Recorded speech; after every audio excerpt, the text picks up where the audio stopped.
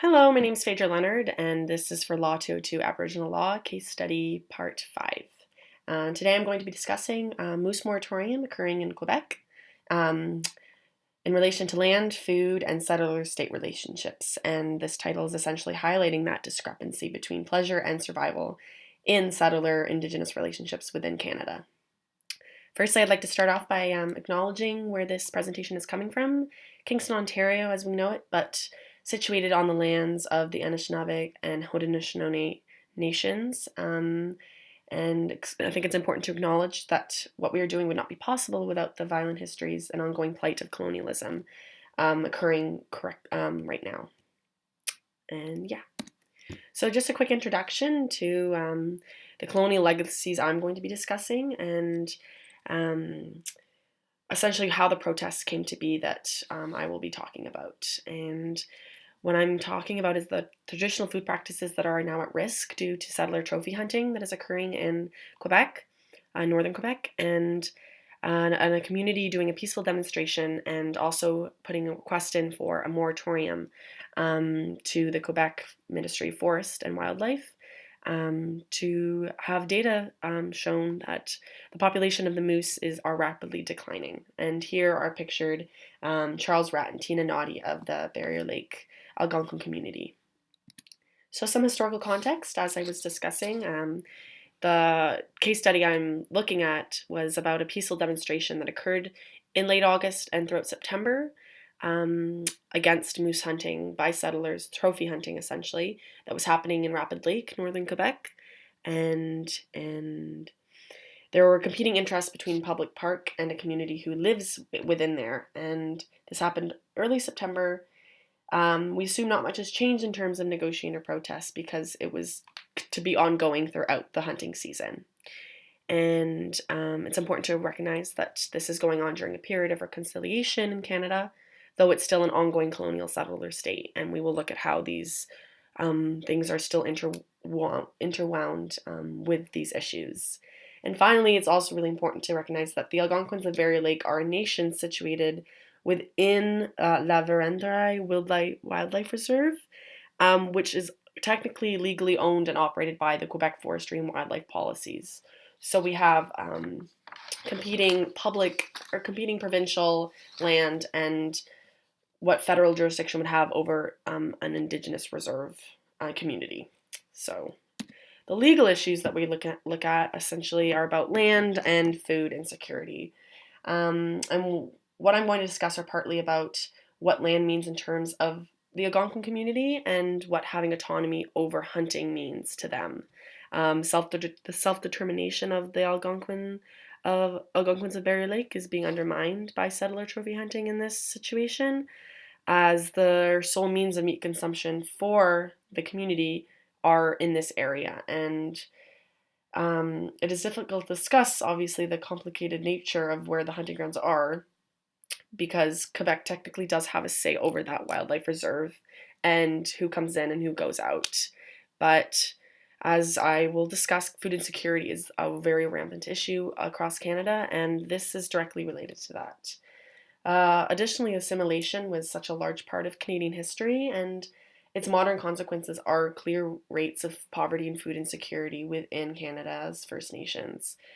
Resource extraction, such as pipeline mining, logging, and fishing, have also had detrimental effects on the environment and the ability of Indigenous communities to self-govern.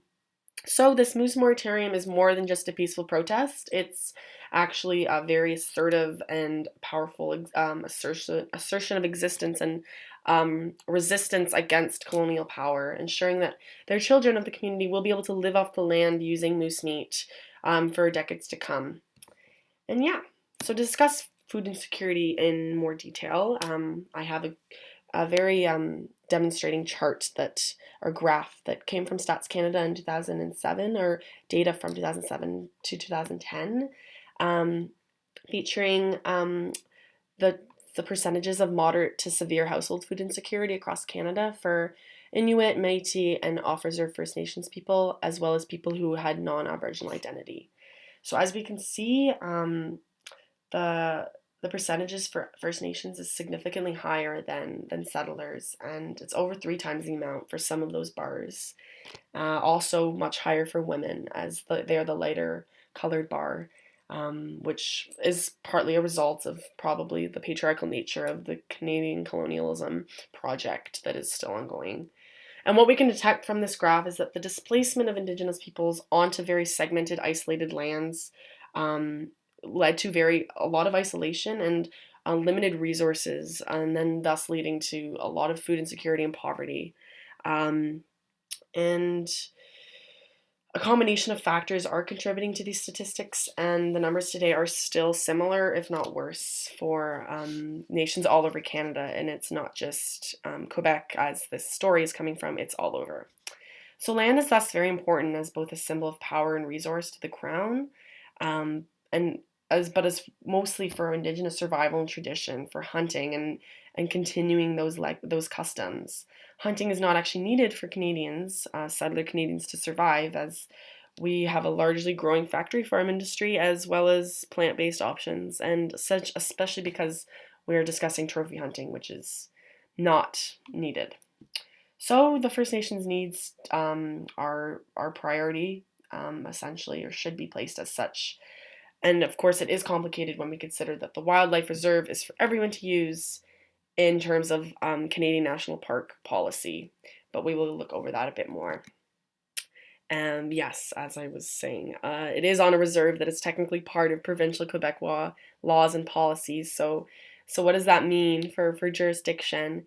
And the mission statement of that Pierre Dufour issued on the Quebec Ministry of Forestry website, said that the mission of the ministry is to promote knowledge and ensure development and optimal use of forestry, wildlife, and parks in Quebec from a sustainable development perspective and for the benefit of the entire population. And so should benefit more in this situation? The people who need it for survival, or the people who are using it for more a pleasure and fun activity? And it is confusing when we look at how there's also difference between parks labeled public reserves that have very limited times you can go and hunt and trap and hike. Um, and it's also referenced in the Canada National Parks Act, which does recognize that these acts can't abrogate or derogate from the protection for Aboriginal rights. So there's a lot of legal mixings that can be interpreted from that. And of course, the TRC report from 2015 does require that we dedicate a lot of effort to the autonomy and sovereignty of Indigenous people. So legally, that is still a federal and provincial obligation. So looking at constitutional issues and the Canadian Charter of Rights and Freedom, it does place Aboriginal hunting and trapping as an essential act for their rightful self-autonomy and livelihood. And it is extremely important because these bans throughout the 20th century did aim at limiting and banning Indigenous hunting in order to assimilate. So many hunting traditions were deemed illegal and punishable by law. However, hunters that are settlers and who abide by the timelines put forth by the province may see this as their inherent right, and it technically is, that are under the Quebec provincial wildlife and forestry laws, that they have that right to go in and hunt. But of course, Indigenous people will see it differently, as they see that as more of a commodified action, not one of survival and tradition. We can see this as in the constitutional decision of the R.V. Sparrow case that demonstrated the nuances of these traditions, and when an Indigenous man who was charged with illegal fishing in the Fraser River had to prove that in order to be legally able to continue without disruption, it had to be a pre-traceable custom, pre-contact, and, quote, a practice, custom, or tradition that is distinctive, end quote. So what does that mean? And that can be applied to the Algonquin community, who are relying on this for meat and for livelihood.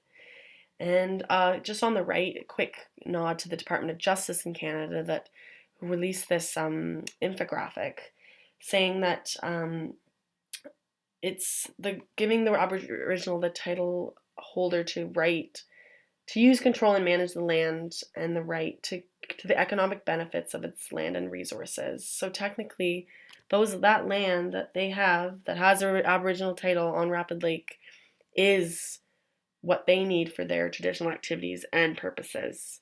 And thus, they must be placed as a priority in those decisions coming forth in 2020.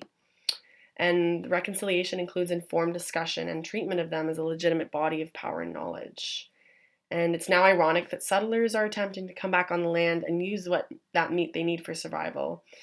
But yes, it's definitely an issue on constitutional rights and what we deem as having freedom and rights to do on this land that we call Canada. So quickly looking at legal arguments and claims that we can draw out of this case study is that, well, the fact is moratorium has not been granted, but an aerial survey for the data is planned for 2020, and which is great. But we can make the claim that it needs more urgency as it is related to survival, and it needs a response that is addressing the importance of this. And there is clear evidence of food problems on reserve. No statistical evidence given in the article, but it is clear globally or nationally across Canada. And the chief, and even in the article states, we do know what we're talking about, asserting agency and a clear-cut resistance to the colonial attempts to dismiss that. However, modern Canadian legal contexts, words aren't enough to change policy. And that's another reason our systems are so different. There exists a discrepancy between promise and actual action. Indigenous legal systems definitely place a high element of trust in each other as they work together to a negotiated and good solution, whereas when you have a situation with provincial government, it can take months to organize and negotiate. The other clear fact is that the moose population is declining and food insecurity among First Nations is rampant, as shown in the graph. And that can legally be claimed for the neglect of human rights and can be nodded towards the UN Declaration on the Rights of the Indigenous people, like globally. And the argument can be made that the colonial settlers are being placed more as a necessity, but it's more complicated when we consider land and who has legality. Finally, Rapid Lake is part of the larger Quebecois Wildlife Reserve, as said, so perhaps animals living within that land are belonging to the Crown. However, how do we decide what animals go or where do they belong? They don't know what the borders are between lands, and we aren't necessarily able to control them. So there is that too. Finally, potential solutions potentially for this problem and these issues around land and food. I suggest more meetings and faster responses to First Nation communities across Canada. It's obviously more difficultly said than done, but placing it as a priority and essentially knowing that food is so important and it must be placed as a priority over trophy hunting, which does not need to be done.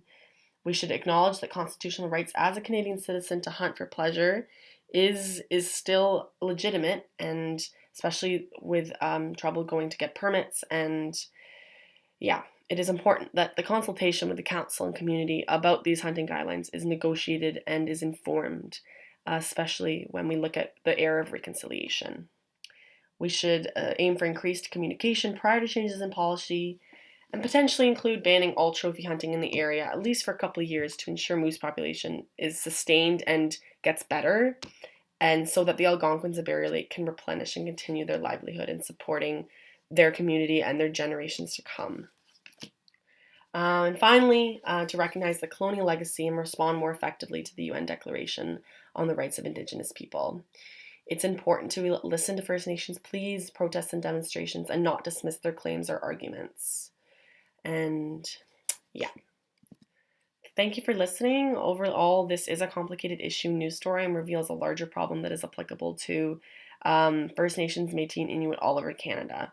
And it is a national issue that needs to be tackled and have attention brought to. Thank you very much for listening again.